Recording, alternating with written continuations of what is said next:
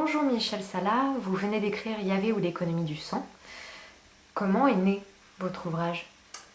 Mon livre est né de la rencontre entre une pensée, celle de René Girard, qui est un historien, un anthropologue des religions, et les textes bibliques, et en particulier l'exode biblique, l'histoire de Moïse et des Hébreux.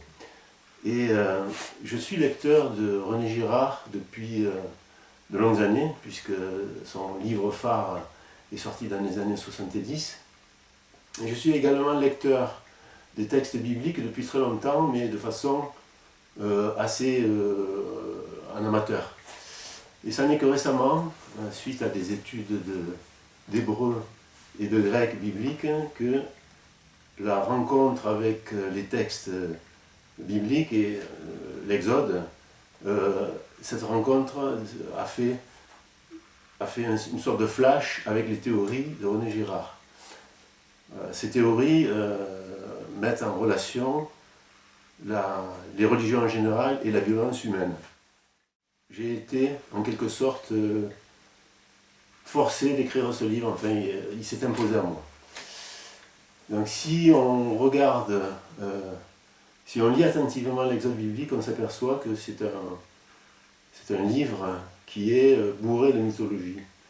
Et la mythologie n'est pas liée uniquement à l'imagination, elle est principalement liée au réel et à la violence humaine. En tout cas, c'est mon avis, et celui de René Girard. Donc, mon livre est basé sur la théorie de René Girard, théorie qui dit que les sociétés humaines naissent du sacrifice.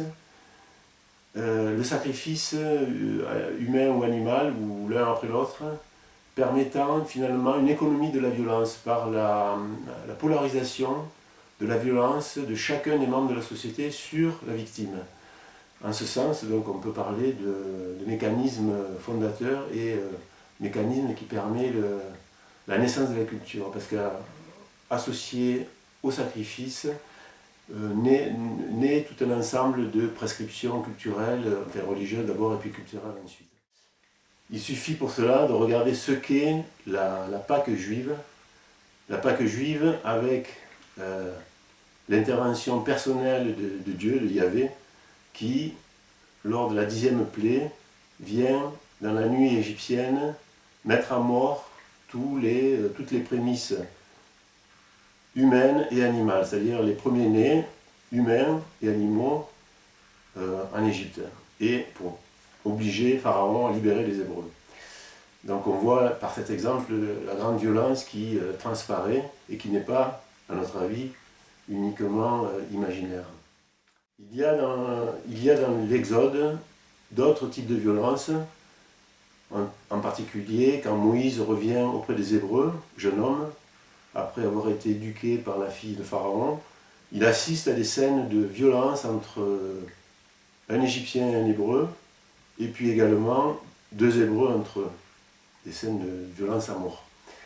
On voit par là que ce livre est effectivement rempli à la fois de mythologie, de violence, en dehors des appels à l'amour et à la clémence qu'il comporte également.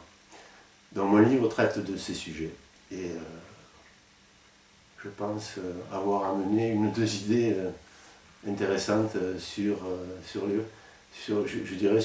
fondements des sociétés humaines et l'évolution de la violence vers moins de violence en principe au niveau des sociétés hébraïques, mais aussi de toutes les sociétés.